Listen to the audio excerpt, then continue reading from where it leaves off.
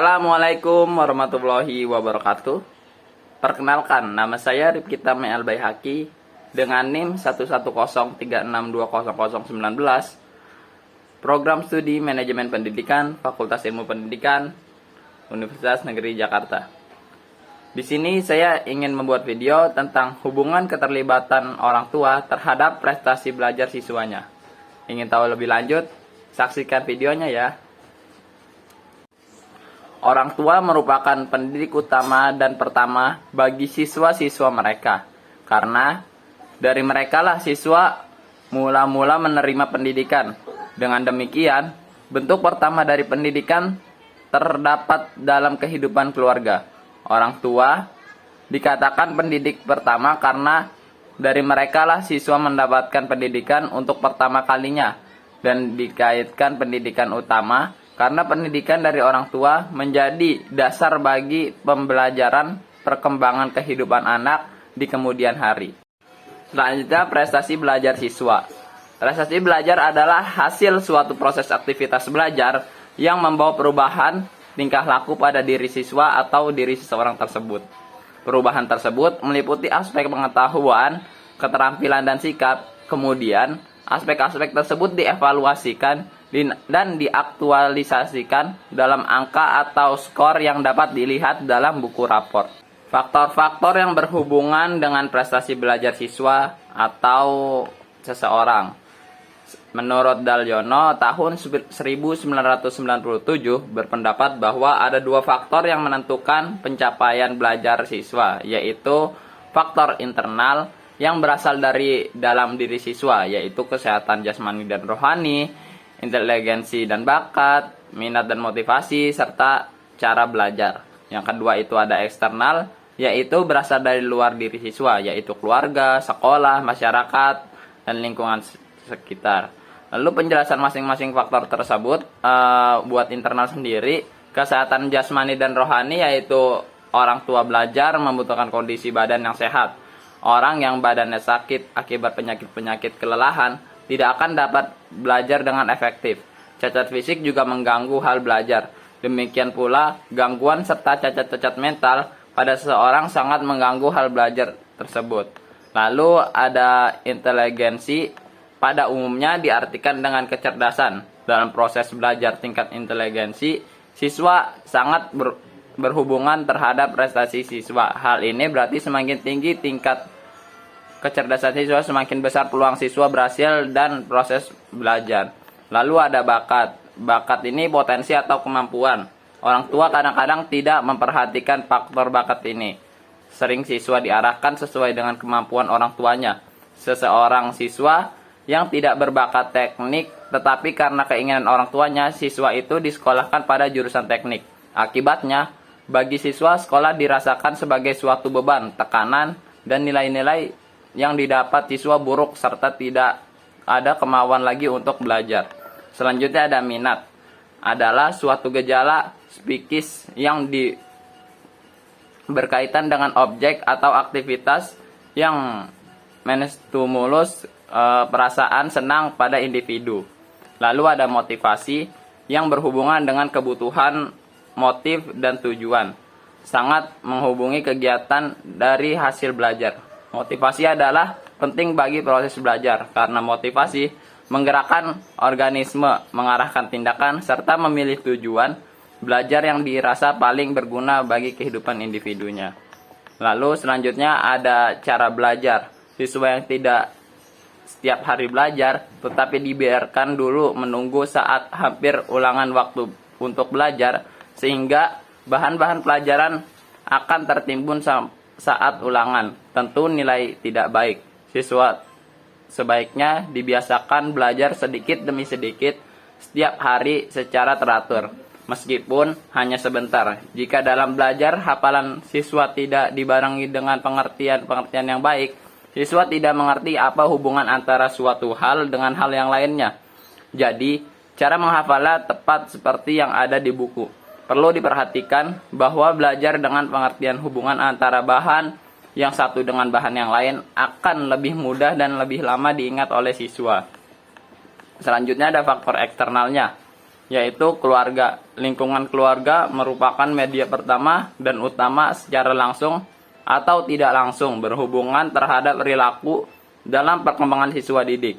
Tujuan pendidikan secara universal dapat dikatakan agar siswa manusia tersebut menjadi mandiri, dalam arti bukan saja dapat mencari nafkah sendiri, namun juga mengarahkan kemampuan fisik, mental, sosial, dan emosional yang dimilikinya, sehingga dapat mengembangkan suatu kehidupan yang sehat dan produktif dengan memiliki kepedulian terhadap orang lain.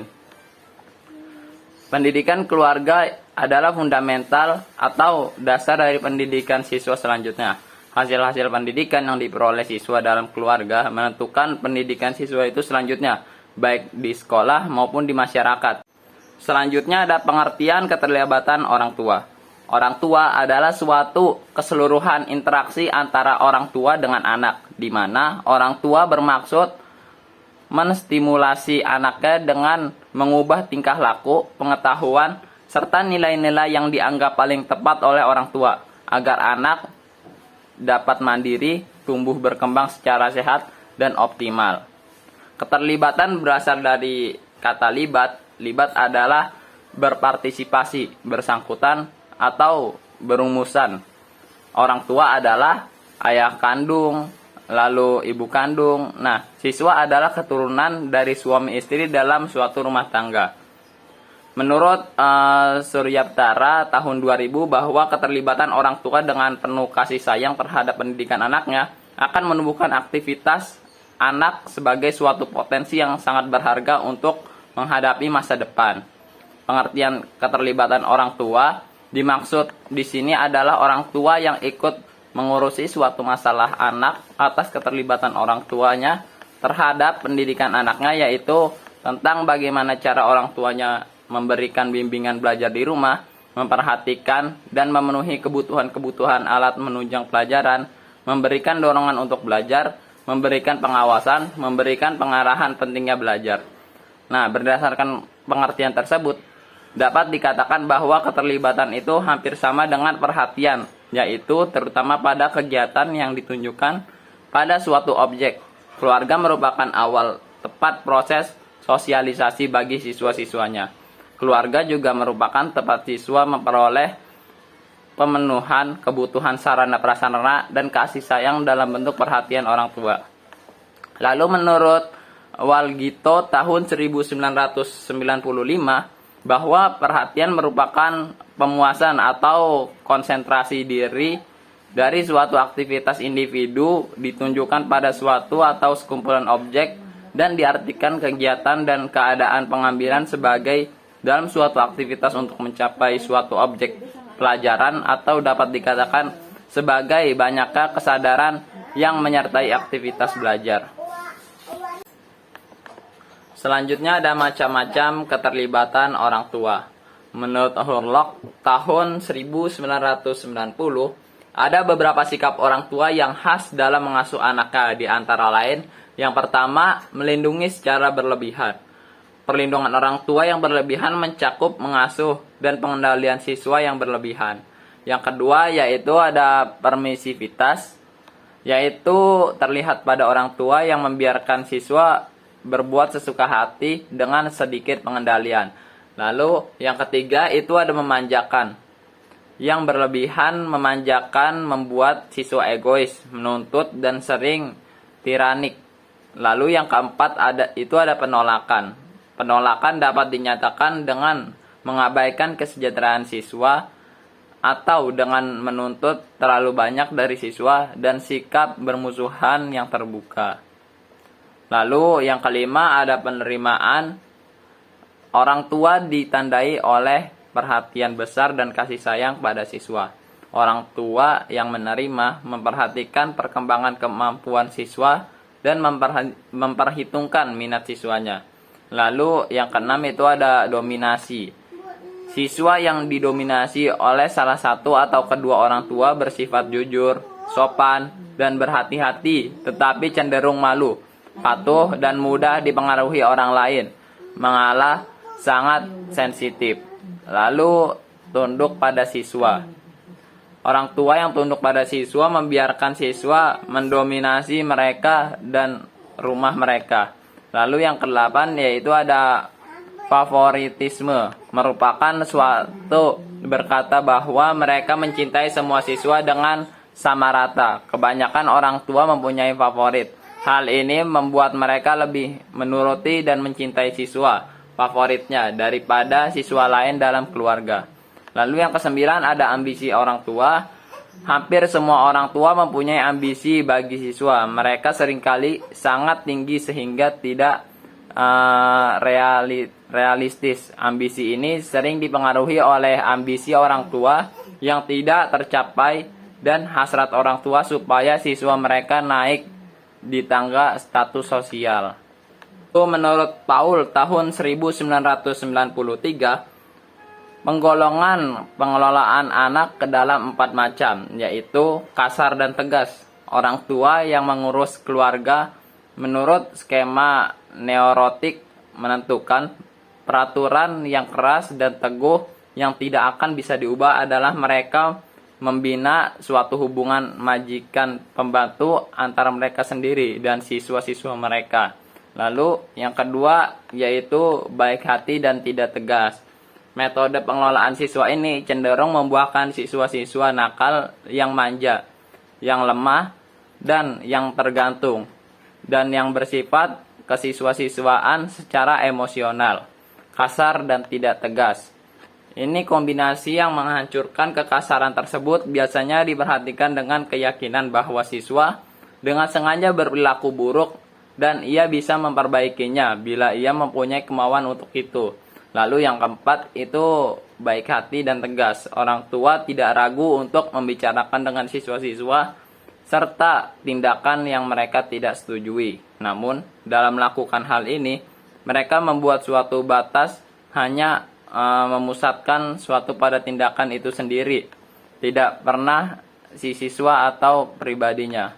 Muhammad Yaumi tahun 2008 mengatakan bahwa keterlibatan orang tua membantu siswanya dalam proses belajar, yaitu dengan cara menemui guru pada awal tahun pelajaran, menghadiri setiap pertemuan sekolah, sesekali kunjungi ruang kelas dan lihatlah kegiatan anak, apa yang sedang diajarkan guru, buku apa yang harus dibaca, berapa banyak pekerjaan rumah yang diberikan guru. Kemudian suruhlah anak Anda pergi ke sekolah setiap hari, jangan sampai absen. Berikan perhatian pada apa yang dilakukan anak.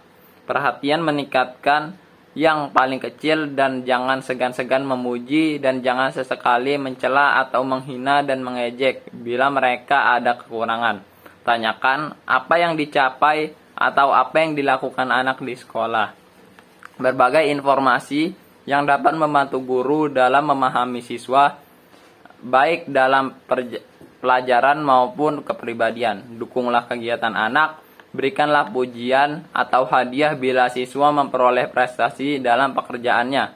Ajari anak untuk dapat mengajukan pertanyaan ketika ia membaca dan diskusi apa kesimpulan yang dibaca. Biasanya setiap anak cenderung memerlukan tempat belajar yang tenang, bebas dari gangguan, serta dilengkapi dengan penerangan yang baik. Belajar di rumah memerlukan partisipasi orang tua. Tetapi harus diingat bahwa itu pekerjaan rumah anak Anda. Kalau ia tidak tahu bagaimana cara mengerjakannya, maka jawablah dengan tepat. Tetapi tidak hanya itu, pendidikan seorang anak perlu didukung oleh semua pihak dengan pusat pendidikan, yaitu pendidikan berlangsung di sekolah, sebagai pendidikan formal, dalam keluarga, dan dalam masyarakat sebagai pendidikan non-formal. Prestasi belajar yang baik dan optimal dibutuhkan peran serta orang tua dalam membina dan membimbing anak dalam belajar. Pendidikan dan bimbingan bukan tergantung sekolah, tetapi juga tergantung pada kondisi dan situasi lingkungan sekitar anak. Untuk mencapai tujuan pendidikan, perlu didukung dari semua pihak, di mana kita ketahui bersama adanya pusat pendidikan, yaitu pendidikan berlangsung di sekolah sebagai pendidikan formal, dalam keluarga, dalam masyarakat sebagai pendidikan non-formal. Pendidikan dalam keluarga sangat berhubungan besar pada pendidikan anak di sekolah, Karena dengan perhatian, kepedulian, dan kesejahteraan anak dalam keluarga menimbulkan motivasi dan perilaku belajar yang benar. Dengan perilaku belajar yang benar, dapat tercipta prestasi belajar siswa yang maksimal. Baik, dapat disimpulkan pada materi kali ini bahwasannya keterlibatan orang tua sangat penting, di mana keikutsertaan orang tua itu adalah suatu keseluruhan interaksi antara orang tua dengan anak, di mana orang tua bermaksud menstimulasi anaknya dengan mengubah tingkah laku, pengetahuan, serta nilai-nilai yang dianggap paling tepat oleh orang tuanya, agar anak dapat mandiri, tumbuh, dan berkembang secara sehat dan optimal. Dengan keterlibatan orang tua, yang demikianlah dapat menjadikan anak menjadi lebih baik dan berdampak pada pendidikan. Setiap orang tua pasti ingin anaknya menjadi siswa pandai, cerdas, berakhlakul karimah.